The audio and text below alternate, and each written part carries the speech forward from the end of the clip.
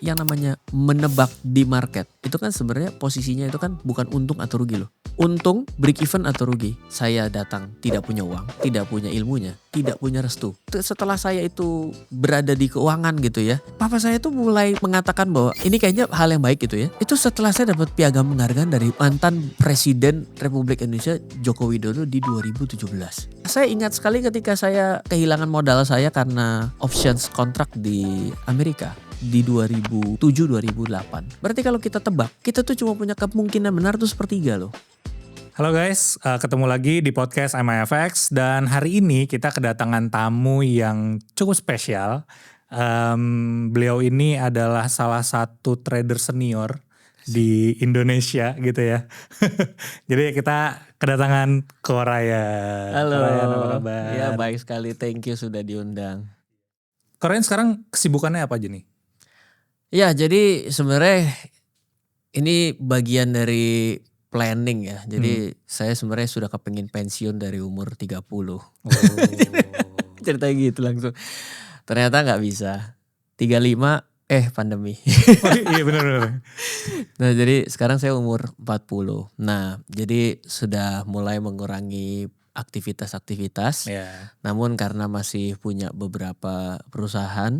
Jadi ya ada masih beberapa kali harus mengasistensi tim lah seperti itu. Oh gitu. Korayan kan dikenal ya. Yeah. Dikenal tuh sebagai YouTuber, terus investor juga, terus trader juga. Nah,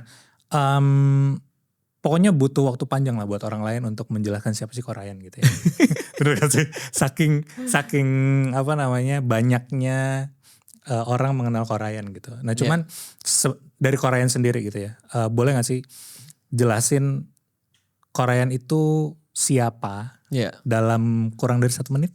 Kurang dari 1 menit, oke ya buat semuanya ya. Jadi saya sendiri sebenarnya sebagai orang yang suka atau petualang dalam dunia investasi dan keuangan. Karena dasar awalnya itu saya adalah orang yang non keuangan, yang tidak punya landasan, misalnya anak ekonomi berarti kan sudah punya landasan. Oh iya betul. Sedangkan saya anak seni rupa, tapi saya kepengen belajar mengenai keuangan karena katanya kalau kenal mengenai keuangan dan investasi jadi orang kaya. Itu kata-kata yang ada di kepala saya di umur 18 tahun. Jadi saya bertualang lah sepanjang sampai hari ini di usia 40 ya. Di 22 tahun ini saya ya bertualang dari satu instrumen ke instrumen lain. Mulai dari instrumen primer atau utama, instrumen derivatif. Ya jadi ternyata saya mengenal dan akhirnya saya memilih dari sekian banyak itu menjadi suatu racikan portofolio yang saya gunakan selama ini dan saya nikmati juga hasilnya. Tapi menarik ya, maksudnya ternyata Korayan ini berangkatnya itu justru bukan dari background keuangan gitu. Bukan. Justru backgroundnya seni rupa. Kenapa? Apa yang bikin Korayan tuh memutuskan untuk nyemplung ke keuangan secara full time gitu maksudnya? Ya, jadi awalnya tuh kan saya adalah orang yang di seni rupa sebenarnya lebih karena permintaan orang tua saya. Sarjana seni karena permintaan papa saya. Nah, lalu dari situ saya lebih banyak dagang lah ya, karena kan universitas saya tuh dekat sama tempat pusat perdagangan handphone nomor 1 se-Asia Tenggara pada saat itu. Di mana tuh? Grogol. Bukan rumah sakit jiwa ya. Nah, jadi saya banyak dagang, ya punya uang pada saat itu katanya uang harus diinvestasikan. Tapi gimana cara investasinya gitu kan. Nah, jadi disitulah saya dengan pertanyaan dasar itu saya mencoba untuk pergi mencari yang mana sih yang dimaksud dengan saham, yang mana sih dimaksud dengan reksadana, yang mana sih yang dimaksud dengan forex. Sampai yang mana sih ternyata dimaksud money game gitu kan. Itu kan sesuatu yang gampang saja ketika kita hari ini cara cepat jadi kaya. Ya itu yang namanya money game hari ini berseliweran di sekitar kita. Benar. Dan yang penipuan-penipuan ada di Telegram dan lainnya itu juga kan sebenarnya bagian dari Ponzi juga. Betul. Itu sampai hari ini tuh ya masih ada di sekitar kita ternyata. Nah berarti kalau misalnya boleh tahu nih, mungkin dari umur 18 gitu ya, udah tertarik sama dunia keuangan sampai akhirnya ya walaupun kuliahnya bukan yang bukan finansial gitu ya. Cuman berarti kan ketertarikan itu tuh udah ada sejak muda gitu kan. Nah sebenarnya boleh diceritain gak sih kapan pertama kali Korayan itu beneran nyemplung buat investasi, trading dan segala macam? Saya orangnya tuh sereaktif itu jadi Oke. ketika saya tahu saya akan langsung mulai buka. Oh gitu. Jadi ketika saya dengar gitu ya Hmm. mengenai saham, itu saya benar-benar datang ke tempat untuk membuka rekening saham. Oke. Reksadana langsung, forex langsung. Jadi saya sereaktif itu dan itu sampai berlangsung setiap instrumen yang saya satronin akan berlaku seperti itu. Oh gitu. Nah sebenarnya saya itu adalah orang yang datang dari praktikalnya dulu, baru akademinya. Jadi saya selalu melengkapi kehidupan saya sampai dengan hari ini, itu saya selalu seperti itu. Oke. Jadi saya bukannya bodong berakhir dengan praktikal tapi tidak mengambil landasan ilmunya. Contoh ketika saya sudah kenal saham dan teman-temannya mulai dari usia 18 gitu ya. Saya pada saat itu kan kuliah S1 Sarjana Seni Rupa. Yeah. Di 2008 saya kasih ijazah S1 saya ambil S2 atas keinginan saya sendiri, yaitu perbankan pasar modal. Oke. Perbankan pasar modal dan ekonomi syariah pada saat itu. Nah perjalanan itu berlanjut. Jadi ketika saya pertama awal saya tuh mengenal dunia forex itu sekitar 2005. 2005. Tapi karena guru yang salah membuat saya merasa bahwa ini kok pasar tebak-tebakan. Iya, Ya kan? Karena tidak bisa dijelaskan dengan baik. Sama, Betul. saya adalah orang yang tadinya matematika tuh dapat 4 di rapot. Oke. Tapi karena mendapat penjelasan dan edukasi yang bukannya gurunya jelek sih, tapi adalah mungkin kurang tepat buat saya, tidak mengena di hati saya tidak bisa matematika. Oke. Tapi ketika saya mendapatkan penjelasan yang baik matematika, saya jadi guru matematika juga gitu kan. Oke. Saya jadi sampingan saya sambil dagang, sambil investasi, sambil kuliah, saya sambil ngajar juga. Sambil ngajar. Nah, gitu. sama. Jadi ketika saya belajar mengenai forex dan di perdagangan berjangka menjadi lebih tahu gitu. Saya bahkan sampai ambil sertifikasi, saya wakil penasihat pilihan berjangka loh. Oh, WPB. Iya gitu. Jadi saya memang selalu mulai dari prakteknya dan saya lengkapi. Ini terbalik nih kan, kalau banyak kan ada orang kan yang banyakkan ilmunya tapi prakteknya belum tentu. Betul. Kalau saya biasanya kecebur dulu di prakteknya, abis itu baru ngambil landasan ilmunya. Ilmunya terbalik. Karena udah masuk, Ya. udah tertarik, Ya. baru akhirnya mendalami gitu ya. Nah ceritanya gini kalau saya, kalau kita full praktek, biasanya etika kita jadi nggak bagus. Oh ya. Coba deh, coba kita renungkan gitu ya. Oke. Kalau kita itu tidak ada, kan ketika kita belajar sertifikasi apapun gitu, ataupun kita belajar di dunia akademi tertentu gitu ya, yang diajarkan itu kan kembali menjadi fundamental landasan teorinya kan. Iya. Landasan teori itu kan kadang menjemukan. Betul. Kan gini, show me the money kan selalu begitu tuh. Kalau Betul, kita kan, betul. ini kapan pencet buy-nya kan begitu dong, biar profitnya, biar Benar. cuannya. Nah itu kan saya sudah dapatkan duluan tuh. Sehingga yang saya cari itu adalah mulai dari historicalnya, mulai dari kapan kenapa pasar terbentuk, bagaimana derivatif itu ada, bagaimana cara perhitungan yang disebut kontraknya, sampai berakhir kan terakhir kita pasti akan ambil etikanya bagaimana. Betul. Gitu dah. Jadi itulah yang membuat saya jadi berusaha lebih jauh agar kita bukan hanya bicara ngerti bagaimana kita cari untungnya, tapi bagaimana etika untung itu ada. Gitu. Kalau misalnya satu momen yang mungkin jadi titik balik nih buat Korean gitu ya, pas masuk finansial gitu, satu momen yang bikin Korean adalah Korean yang sekarang itu ada nggak yang bikin menurut Korean tuh ini adalah titik baliknya gitu? Saya dari awal itu masuk itu kan selalu penuh dengan penolakan. Jadi bukan artinya, ya kadang-kadang orang bilang adalah hal yang jelek adalah hal yang baik adalah hal yang jelek dan lain sebagainya. Tapi kalau saya bilang, saya kan awal itu kan triple minoritas di dalam dunia ini, di dalam dunia investasi dan keuangan dan instrumen lainnya ya. Jadi saya datang tidak punya uang, artinya dari uang seadanya dari saya dapat keuntungan dari dagang saya. Saya tidak punya ilmunya. Sudah repot adalah tidak punya uang, tidak punya ilmu, tidak punya restu. Apa-apa saya ini kan seniman ya. Tentunya kan ngelihatnya adalah melihat ke belakang. Dari katanya kakek saya gitu ya, bahwa yang investasi, yang menghasilkan untung itu cuma 2. Kalau tidak pergi ke tanah, pergilah ke emas. Iya, betul. Jadi kan instrumen-instrumen yang saya perkenalkan ke orang tua saya, ini kan pasti judi. Jadi gitu terus tuh. Jadi kan saya sudah dapat penolakan, udah pasti nggak dapat restu, boro-boro dipinjemin duit juga gitu kan, atau dikasih sokongan modal gitu kan. Jadi Jadi kalau dibilang sesuatu apa yang membuat saya jadi pada hari ini sebenarnya adalah saya bukannya menolak atau melawan orang tua saya. Tapi saya berpikir gini, sesuatu dibilang tidak tuh kenapa?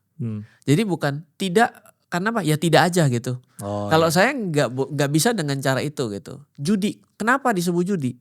Dan hari ini saya bisa menjelaskan kepada orang lain yang disebut spekulatif itu bisa tindakan, bisa barang. Nah, itu yang saya butuhkan untuk diri saya dan saya yakin di luar sana ia juga terjebak masalah yang sama dengan saya. Betul. Makanya kenapa saya nulis buku. Makanya kenapa saya berbagi kepada banyak orang. Tujuannya sebenarnya saya yakin berapa banyak orang yang datang dari ngerti mengenai keuangan sama keluarganya ngerti mengenai keuangan. Gak mungkin semuanya itu kan turunan Warren Buffett kan enggak dong. Iya enggak. Ya kan. Turunannya George Soros semua kan enggak juga gitu. Tapi pasti lebih banyak orang yang datang seperti saya. Betul. Tapi sayangnya adalah kalau kita mau hidup maka kita pasti akan bersinggungan dengan uang. Benar. Bagaimana membuat uang itu bisa bertumbuh? Caranya adalah kita bekerja untuk mendapatkan uang. Atau bagaimana caranya uang itu bekerja buat kita. Nah, the art untuk membuat uang ini tumbuh, ini masalahnya gak semua orang berhasil loh sampai mati mempelajari hal ini. Betul. Nah inilah yang menjadi tantangan buat saya.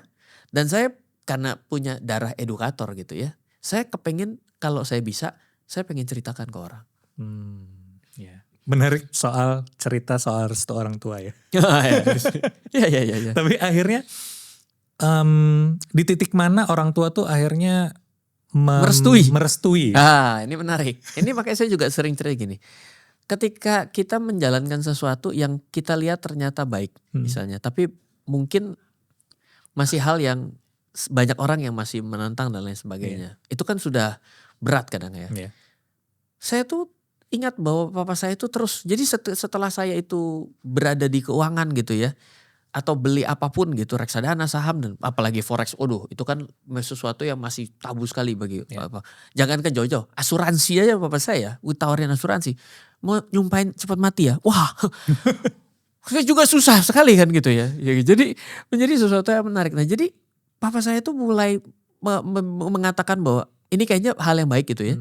Itu setelah saya dapat piagam penghargaan dari mantan Presiden Republik Indonesia Joko Widodo di 2017. Wah jauh banget ya. Lama sekali kan. Iya. Jadi begitu saya kasih lihat gitu kan piagamnya. Oh ternyata saham itu memang diakui baik di Indonesia. Lah kemana aja itu kan baca koran selama ini gitu. Cerita gitu ya. Tapi itu adalah sesuatu yang menurut saya ya memang wajar saja. Iya. Padahal saya kan sudah nulis buku dari 2017. Kan 2017 ke 2012 sudah 5 tahun. Betul.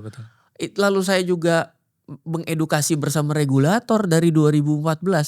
Ya, tapi itu menjadi suatu perjalanan yang ada di dalam kehidupan saya. Iya. Sampai akhirnya diakui itu setelah ya dapat piagam penghargaan itu ya. Iya. Sama orang tua gitu maksudnya. Betul. Lumayan jauh ya. Dan sepertinya ada masa di mana Korayan ini istilahnya apa ya, berjalan sendirian gitu intinya. Jadi tanpa ada dukungan orang tua, terus modal juga minim gitu kan. Akhirnya ya bisa ada di titik sekarang gitu. Itu menurut aku adalah satu hal yang gak semua orang bisa sih. Iya, jadi kalau saya sendiri tuh sebenarnya kan memang orang yang walaupun ini penilaian ya, tapi kalau saya sendiri saya suka dengan sesuatu yang sifatnya mandiri. Okay. Jadi artinya saya mungkin gini, kan ada orang pintar, ada orang yang cerdik dan mungkin bijak lah. Yeah. Kalau orang pintar itu biasanya belajar dari kesalahan diri sendiri. Yeah. Orang bijak belajar dari kesalahan orang lain. Orang bodoh dikasih apapun ya nggak belajar gitu kan. Nah, saya kalau pikir-pikir saya yang mana? Saya tuh memang kadang-kadang orang yang suka belajar dari kesalahan diri sendiri. Meskipun sudah berkali-kali, mungkin karena usia ya, akhirnya sudah mulai bergeser gitu ya. Tapi awal itu saya memang menikmati proses itu. Menikmati yang disebut salah. Saya ingat sekali ketika saya kehilangan modal saya karena options kontrak di Amerika di 2007-2008. Kan waktu itu kan turun cepat sekali sehingga dipegang pun jadi time decay. Artinya expiredly worthless, artinya dipegang pun jadi kertas tak nggak berharga pada saat itu papa saya tuh apa udah dibilangin juga, apa dia bilang itu ada kejadian itu gitu. Dan pada saat itu kan sebenarnya ya kalau saya iya bener juga kan gitu ya sudah gitu. Tapi saya bilang enggak, ini adalah salah yang harus saya koreksi. Oh saya belajar salahnya apa ya dari situ. Nah poin itulah yang memang harus kita pelajari dalam setiap perjalanan kita kan mengenal. Kalau saya ditanya gini, instrumen apa yang baik buat saya misalnya, instrumen apa yang baik buat kamu gitu. Kita semua ini adalah pribadi yang unik. Tidak bisa mengenal dunia investasi dan keuangan serta derivatifnya. Itu seperti pakai baju all size. Ini sama kayak kita ini pergi ke orang yang jahit baju. Kita biar bagus itu ya yang pas itu diukur tangannya, lehernya. Agar memang pas dipakai. Betul. Nah itulah keuangan juga menurut saya seperti itu. Perjalanannya tuh dari awal kenal sampai akhirnya ada di titik pengakuan dari orang-orang terdekat kayak keluarga tuh cukup kompleks ya. Tapi tadi dirimu juga sempat bilang kalau Korean itu memang punya darah edukator gitu. Maksudnya suka berbagi dan suka ngajar gitu ya. Nah sebenarnya untuk akhirnya Korean tuh menulis buku, terus bikin konten di sosial media, terus bikin edukasi publik, itu sebenarnya ada apa ya? Ada motivasi personal yang Korean bawa gak sih? Atau ada misi personal yang Korean bawa gak sih? Iya, 2004-2005 itu saya boleh dibilang mencari informasi beda dengan hari ini. Kalau dulu itu kan ilmu mahal sebenarnya. Kita mau apapun mahal. Dan di lokal itu kalau kita maunya A, belum tentu yang kita dapat tuh edukasi A. Itu dulu tuh sebegitunya. Sebegitu susahnya cari informasi. Coba tanya dengan yang di range di 2004 ya. Ketika kita bilang saya mau belajar A deh. Itu rata-rata yang datang ya yang misalnya mau belajar reksadana. Datangnya malah options US market. Ya kan? Jadi selalu seperti itu gitu. Nah saya bilang buset ini bakal berat sekali orang ya. Sudah susah nih nabung untuk beli buku gitu ya. Nah, tadi juga saya siaran sama begitu. Udah dapat nabung beli buku. Buku yang karena orang awam kita baca buku itu kata pengantarmu gak ngerti. Karena buku itu kan punya level kan. Iya betul. Dan tidak semua buku populer. Tapi bisa jadi buku itu ditulis oleh orang yang profesor. Jauh sekali untuk kita bisa secara awam kayak kita ini anak SD atau anak TK tapi diajari diferensial integral. Kan kejang step. Betul. Nah saya bilang wah berat juga ya. Jadi saya tuh batin kalau saya bisa saya kayaknya kepengen nulis buku gitu. Meskipun setelah saya refleksi gitu ya, buku pertama saya ternyata bukunya idealis dan sulit juga gitu ya. Biasa kalau buku pertama kan show off dong. Gue jago gitu ya. Gue jago nih, gue kasih lihat nih. Ternyata susah juga. Tapi seiring waktu juga belajar bagaimana cara nulis biar lebih bisa ke yang saya inginkan gitu ya. Akhirnya kenapa nulis buku? Sebenarnya dasarnya karena saya sempat pingin gitu. Yang kedua ya karena saya lihat ya pertama kali buku. Loh kok saya dapat royaltinya cukup ya? Lalu juga penerbit juga seneng gitu kan. Lalu mas lanjut gitu ya. Jadi ya sambil saya menjalani apa yang saya pengen belajar. Ketika saya berhasil merumuskan versi saya seperti membuat catatan harian buat diri saya, include saya terbitkan. Gitu. Jadi sebenarnya kalau nanti ikutin buku saya gitu, itu terasa sekali karakter penulisannya juga berubah. Kebetulan saya membaca ulang buku saya. Saya baca ulang itu saya bilang buset, seidealis itu saya di detik itu gitu. Tapi itulah yang menarik gitu. Dan ya itulah sebagian dari edukasi dan perjalanan bahwa manusia itu harusnya berkembang. Tapi melihat dari apa yang udah Korean lakukan gitu ya. Kan pasti dampaknya tuh sudah ada lah kelihatan gitu. Menurut Korean dari apa yang Korean lakukan, dampaknya tuh udah sesuai sama harapan Korean belum sih gitu? Ya kalau manusia pasti punya target selanjutnya. Itulah disebut ya bagaimana kita selalu setting the new goals. Ya. Sebenarnya apakah saya mendapatkan apa yang saya inginkan? Sampai hari ini saya cukup bersyukur ya bahwa pertama saya menjalani ini walaupun jatuh bangun tapi saya kembali bangun. Karena banyak orang yang jatuh bangun, ya jatuh habis itu gak bangun lagi gitu ya. Itu saya bersyukur. Lalu ketika saya memiliki suatu goals, saya melihat ya ada goals saya mungkin meleset. Mungkin karena masalah waktu. Ya itu terjadi. Sama di awal tadi saya bilang, saya kepengen pensiun umur 30. Mungkin saya bilang, gak salah lu kan gitu ya. Meleset 35, 40 ternyata ya lumayan gitu. Karena ada banyak orang juga ketika, orang masih muda ngapain santai. Lah kan kita udah gak santai dari yang muda kan. Kita bisa jawab begitu gitu kan. Jadi saya sih bersyukur bahwa itu bisa saya realisasikan lah. Saya kepengen bisa keliling Indonesia. Saya bisa. Ya, saya sudah sampai Jayapura. Saya pengen coba untuk belajar dan melihat ke luar negeri. Saya diizinkan. Saya bisa untuk, ini sederhana. Saya kepengen bisa setiap event anak saya punya acara di sekolah, saya selalu bisa datang dan saya bisa. Berarti saya punya bagian time freedom. Betul. Itu menjadi suatu goals yang ya goals kecil, goals besar. Ya menurut saya bisa syukuri lah hal itu ada gitu. Tapi kalau punya goals lagi, ya pasti ada goals lain seperti itu. Nah kalau misalnya dilihat di sosial media sekarang gitu ya, sekarang kan semua orang tuh udah bikin konten edukasi, Korean. Nah menurut Korean nih, dari sebagian besar konten-konten edukasi yang ada di sosial media, menurut Korean ada gak sih yang bisa diimprove atau bisa dibikin supaya lebih impactful gitu menurut Korean? Oke. Saya tuh sebenarnya ketika ngedukasi kan mulai dari buku. Lalu saya go online itu 2016-2017. Jadi ketika orang belum membuat yang namanya webinar, saya 2017 buat webinar. Agak prematur saya itu. Ya jadi ketika saya bikin webinar berbayar, gak ada yang mau datang. Karena dianggap barang pada saat itu online adalah gratis. Iya betul. Iya, ini 2017. Lalu bergerak terus ya dengan adanya YouTube dan lain sebagainya gitu ya. Jadi saya melewati itu. Jadi kalau lihat daripada YouTube saya, kanal YouTube saya itu adalah start dari 2012. Dan itu cukup tua gitu. Nah yang jadi hal masalah itu berbeda antara dulu dan sekarang. Katakanlah ketika saya mulai belajar, informasi dulu mahal dan terbatas. Hari ini informasi berlebihan. Sehingga saking berlebihannya, ini yang mana yang harus kita percaya?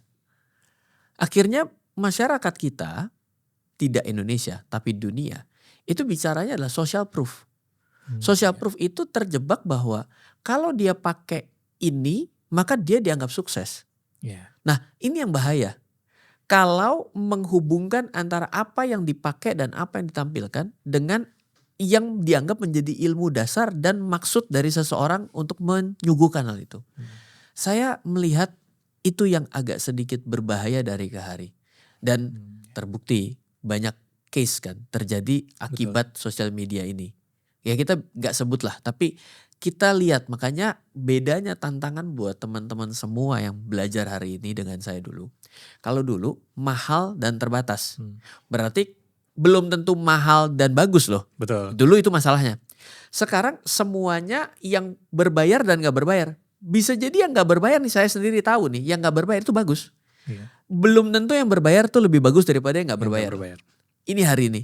Tapi masalahnya dengan keawaman kita yang baru mulai masuk, tiba-tiba kontennya begitu banyak, filternya bagaimana?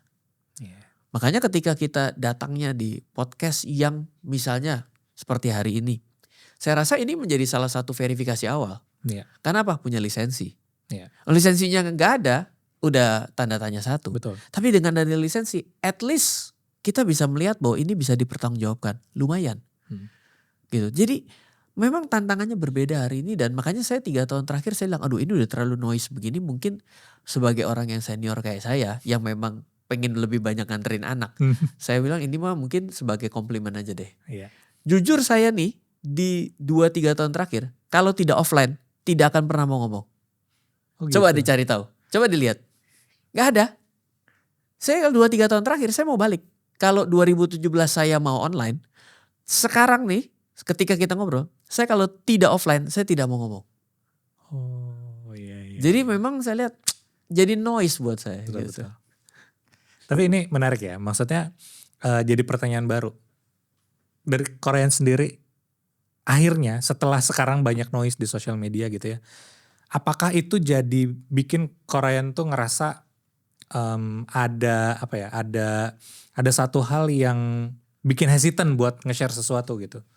Misalnya ada informasi atau ada edukasi yang Korean mau kasih di sosial media, tapi akhirnya Korean tahan supaya aduh kayaknya enggak deh, takut enggak diterima sama orang yang sekarang dan segala macam gitu. Sebenarnya pertama sih bukannya takut nggak diterima, karena kan kalau kita itu mau berbagi sesuatu, kalau kita mau bagi kita berbagi aja. Bagi aja, oke. Masalahnya kan dari publik bagaimana menilai. Tapi menurut saya ketika semua sudah melakukan itu menjadi suatu hal yang standar.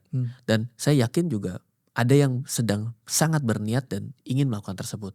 Dan yang namanya regenerasi kan hal yang bagus. Iya betul. Ya kan? Jadi artinya saya juga berikan ruang seperti itu dan memberikan ruang untuk saya buat saya mungkin tidak terbiasa dengan hal ini yang ada, tapi ya sudah. Jadi ya saya akan kembali lagi, kalau sesuatu sudah terlalu banyak saya rasa ya memang ya itu memang sudah waktunya buat orang lain juga, mungkin bukan buat saya, karena saya bisa mencari hal yang lain seperti itu.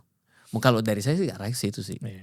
Kalau misalnya kita ngobrol sama trader-trader profesional itu kan pasti ada titik di mana mereka itu punya posisi di atas, ada posisi di bawahnya, lowest pointnya mereka gitu. Nah dari Korean sendiri kalau boleh tahu nih, pernah gak sih dapat apa ya namanya keuntungan, mungkin bukan yang terbesar ya, tapi lebih ke yang memorable gitu, dari investasi atau trading gitu, dari Korean itu, dan itu kenapa sampai sememorable itu? Oke. Memorable loss ya. Memorable loss boleh. Oke. Itu yang saya ceritain yaitu di 2007-2008. Tapi tidak berada di derivatif di bursa berjangka. Lalu yang membuat saya memorable recovery itu 2009. Oh, enggak lama ya dari? Enggak lama memang. Iya, around 2 tahun ya. Selama berani beli lagi kan. Iya. Kalau gak berani beli cuma ngowoh aja. Kenapa kemarin gak beli kan gitu. Itu saya ingat. Lalu saya juga memorable di market recovery dan panic di 2020 kemarin. Oh pas. Kan cepat sekali ya. Ya itu memorable. Di all instrument. All instrument.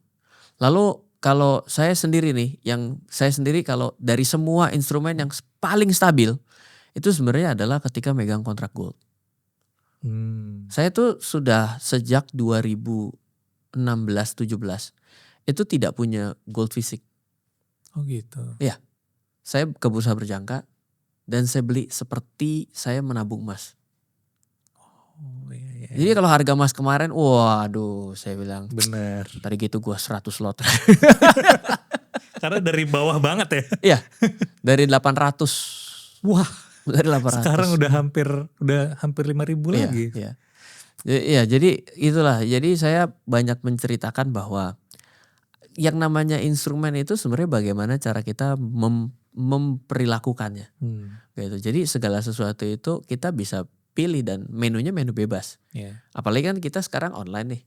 Online itu lebih bebas lagi daripada dulu. Kalau dulu kan mungkin telepon broker kita kan. Betul. Tolong dong kita bisa discuss gitu kan. Kalau sekarang kan enggak.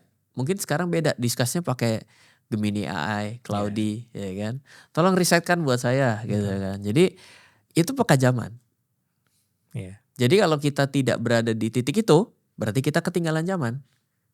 Kalau kita ketinggalan zaman, berarti kita akan menjadi manusia prasejarah. Kalau masuk prasejarah, berarti kita akan punah. Betul. Jadi kita walaupun umur boleh tambah tua, tapi untuk pekajaman kita harus ikut dengan tools yang ada hari ini. Jangan sampai kita stay di satu fase yang kita anggap bahwa saya paling aman di sini. Gak bisa. Kalau ngikutin cara membeli emasnya opa saya tahun 60-70, diaplikasikan dengan cara hari ini, gak applicable. Gitu. Jadi itulah yang harus kita pelajari, bahwa zaman berubah, maka cara kita menginvestasikan sesuatu pun walaupun maksudnya sama, bisa jadi wujudnya bisa berbeda-beda ya. Gitu. Menarik ngomongin soal lossnya tadi. Dia baru beli loss, buset. Coba apa tuh ceritanya? Nah, jadi pas Korean ngalamin loss yang mungkin cukup masif ya di 2007-2008 berarti. Ada satu lagi, tapi itu karena ini ya error dari expert advisor ya. Itu pernah ada terjadi, tapi itu enggak terlalu. Terus silakan yang ini gimana? Nah, mungkin aku pribadi penasaran. Maksudnya kan biasanya orang itu kalau misalnya dapat loss yang lumayan besar atau kena hit loss yang besar itu mental kena, terus juga recovery juga akhirnya revenge dan segala macam. Nah, dari Korean sendiri gimana sih tipsnya supaya sampai akhirnya kan sampai bisa profit lagi di 1 tahun kemudian kan. Yeah. Nah, itu proses proses mengatasi kena mentalnya itu gimana sih? Oh, yang pertama sebenarnya kalau saya itu diakibatkan karena saya tidak masuk secara full. Jadi di dalam setiap kejadian gitu saya tidak dalam posisi all in. Jadi kalau kita money managementnya selalu all in, all out ya pas kejedot bablas hilang. Dan itu kapoknya full. Jadi ketika kita tidak all in, makanya kita bilang posisi ini kita masih bisa recovery. Dan yang kedua, ketika saya mendapati sesuatu hal yang salah dalam setiap kehidupan saya tanya sebenarnya ini seperti seorang implementator dalam hal apapun kalau kita audit dan lain sebagainya. Kita bicara sebenarnya root cause-nya apa? Root cause-nya sampai saya berada di sini tuh apa? Akar permasalahannya. Karena kita mencari root cause, maka kita akan mengetahui, lalu kita bisa melakukan perbaikan, lalu kita bisa kembali lagi. Karena kita bisa, bukannya mencari pembenaran sih di situ, tapi setiap posisi apapun yang kegagalan kita, sebenarnya kita bisa cari. Kenapa kita sampai terjebak di posisi itu? Dan kan itu hanya loss. Bagi saya hanya, kenapa saya katakan hanya? Loss itu biasa. Ada profit, ada loss, ada di atas, ada di bawah, ada untung, ada rugi. Itu biasa saja. Gitu. Jadi kalau kita tidak terbiasa menerima loss, tapi kita mau biasa terima profit, agak lucu. Agak lucu buat saya. Dan saya adalah orang yang suka tantangan. Jadi saya membiasakan diri saya bahwa hal menantang, hal sulit, saya suka dan saya nikmati itu. Gitu. Makanya kalau beberapa orang sekitar saya, Ryan itu spesialis bola susah. Bola susah. Karena bagi saya adrenalin ketika gagal itu saya ngerasa tiba-tiba jadi sangat bersemangat. Dan biasanya kalau sudah dalam posisi itu saya pasti mencari nih, saya kurang belajar apa nih. Karena saya yakin ada sesuatu yang saya kurang pelajari. Gitu. Aku bisa simpulin kalau Korean tuh lebih banyak belajarnya itu justru dari kegagalan-kegagalan yang Korean alamin sendiri. Iya, kayak kalau sertifikasi saya banyak itu karena saya banyak gagal. Tapi kan akhirnya Korean bisa ada di sini itu kan juga karena kegagalan-kegagalan itu kan. Iya ya pasti kan. Sebenarnya kalau kita belajar dari, mungkin banyak orang yang nggak cerita kegagalannya aja. Tapi kalau sebenarnya mereka mencapai sesuatu, saya kalau saya runut dan saya kepoin ya, itu karena mereka melewati kegagalan, recovery, dia kegagalan, dia recovery, kegagalan, recovery, sampai kita lihat dia pada saat itu aja. Betul. Menurutku loh ya, menurut sejauh kekepoan saya. Mungkin aku sekarang masuk ke hal yang berubah gitu ya dari Korean dari 5-10 tahun lalu gitu. Malah 20 tahun lalu ya. 22. Dari awal masuk. Oh ya, dari awal ya. Sampai sekarang gitu. Perubahan apa sih dari gaya tradingnya sendiri gitu. Dari Korean masuk market tuh apa yang berubah dan part mana yang berubah dan part mana yang membaik gitu. Oh, yang paling terasa sebenarnya saya semakin long term. Saya semakin long term. Jadi kalau sebagai orang kita sebagai orang yang berada di market baru, pasti kita tuh nggak sabaran untuk merealisasikan sesuatu yang di depan kita. Wajar. Kita kepengen sekali ngerasain profit tuh kayak apa. Tapi kita berusaha untuk menghindari loss secepat-cepatnya. Itu saya rasa sekali gitu. Ya, jadi seiring dengan waktu itu ya pasti time frame saya juga memanjang. Even saya tuh kalau misalnya orang buka posisi emas gitu. Lihat hourly Pak. Buat saya hourly tuh terlalu cepat. Daily, weekly. Daily, weekly Pak. Floatingnya lah kan langsung ke situ tuh. Langsung ke situ gitu. Gitu. Tapi ya memang begitu gitu. Ketika kan orang selalu berpikir adalah saya harus presisi sekali. Enggak juga. Ada toleransi kok bahwa kita memang membiarkan bahwa kita tidak mungkin selalu presisi. Saya ingat-ingat dari pertama kali saya pertama kali saya membuka posisi apapun di seluruh market. Sampai hari ini seingat saya tidak pernah berhasil membeli di titik terendah. Tapi saya pernah berhasil membeli di titik tertinggi dan itu titik tertinggi yang belum pernah nyampe lagi. Ngeselin gak? Nyangkut dong ya. Udah saya buang, Udah saya buang. Tapi bayangkan saya 22 tahun gak pernah berhasil membeli di titik terendah untuk instrumen apapun dan produk apapun. Gak pernah berhasil. Tapi lucunya saya pernah berhasil membeli di titik tertinggi yang itu tertinggi sampai hari ini pun barang itu belum pernah balik lagi situ. Nyebelin gak sih kalau mau diambil hati, bener gak? Itu artinya bahwa memang ya nggak gampang dan bisa untuk mencapai di titik terendah, membeli di titik terendah.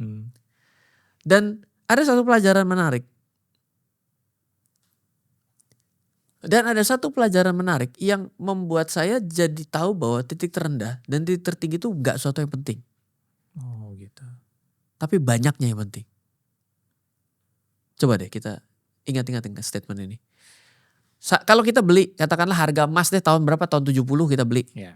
Tapi cuma 1 gram. Harganya mungkin 400-500 per rupiah. Yeah. Hari ini 3 juta. 3 juta. Berapa ratus %? Ribuan %. Tapi matters gak dengan punya 1 gram? Enggak lagi. Enggak. Betul gak? Betul. Saya belinya 0,001 gram dari tahun 70 tapi saya beli setiap bulan. Gak tahu harganya berapa. Beli aja terus di titik tertinggi. Di tiap bulan selalu sial deh beli di titik tertinggi. Terus salah sampai hari ini. Coba dikali udah berapa banyak. Wah, lebih berasa, bener gak? Ternyata harga itu gak terlalu menjadi titik penentu selama posisinya gede. Tapi nanti jangan jadi salah nih ya. Jangan salah arti tiba-tiba pencet tombol lot gede. Gak ke situ. Gitu tapi ya? mindset dasarnya adalah karena kita terlalu kepengen presisi sekali dengan mengejar teknikalnya. Sampai kita lupa bahwa sebenarnya tepatan itu bisa dikalahkan dengan kita memberi balancing itu. Untuk membuat size-nya menjadi adjustable membesar. Dan kita juga otomatis tidak perlu mencapai di titik tertinggi-tinggi banget untuk merasakan keuntungan tersebut. Betul. Gitu. Jadi poin itu yang saya pelajari bahwa ternyata kadang itulah kesalahan pemula saya. Membuat saya justru terlalu fokus mencari holy grail. Ini harus metode yang tidak boleh salah. Semua metode pasti ada salahnya kok. Yeah. Teknikal A itu berarti berlawanan dengan teknikal B. Kalau B bilang jual, A bisa suruh beli loh. Iya dong, kalau satu jual. Kenapa? Karena ini ternyata support and resistance dia maunya swing. Betul. Suruh jual. Tapi kalau yang di breakout, suruh beli loh. Yeah. Berarti kan dua aja udah berantem, bener gak? Benar. Pertanyaan siapa yang bener? Ya market yang menjawab. Kita terlalu fokus di situ. Sampai lupa bahwa poinnya sebenarnya ada toleransi tertentu yang membuat kita tetap untung sebenarnya. Yeah. Dengan cara apa? Dia adjust. Ini pertanyaan yang menggelitik. Oh siap. Mulai susah dari tadi emang sih belakang. Ya, gak apa-apa sih. Tapi Korean sendiri nih, pernah gak pas mau masuk market nih, secara analisis udah yakin banget bahwa ini arahnya akan ke sini. Jadi Korean masuklah di posisi itu. Ternyata market menjawab berbeda. Itu pernah enggak? Sering lah. Itu biasanya gimana yang apa yang dirasakan Korean? Ya rugi lah. Ya rugi betul. Lah iyalah. Lah, selama kita bisa sesimpel itu, maka ketika untung juga sesimpel itu, betul gak? Oh iya. Coba gini. Teorinya semua sama. Belajar money management. Ambil posisi 2:1. Biar apa? Biar potensi untungnya lebih gede. Yeah. Kalau itu dilakukan secara terus menerus, maka ya memang betul akan mengarah ke tempat yang kita inginkan. Itu yang pertama, money management. Yang kedua adalah kita tidak bisa melakukan yang namanya menebak. Kenapa menebak? Karena yang namanya menebak di market itu kan sebenarnya posisinya itu kan bukan untung atau rugi loh. Untung, break even atau rugi. Berarti ketika kita menebak yang menyenangkan untuk kita kalau kita buy aja. Berarti kan market harus naik. Betul. Stagnan tuh kita rugi loh. Dong ada swap, ada kan. swap. Waktu, keki, itu kan rugi. Tunggunya lama. Asam lambung, ya kan. Kalau kita rugi pun tidur.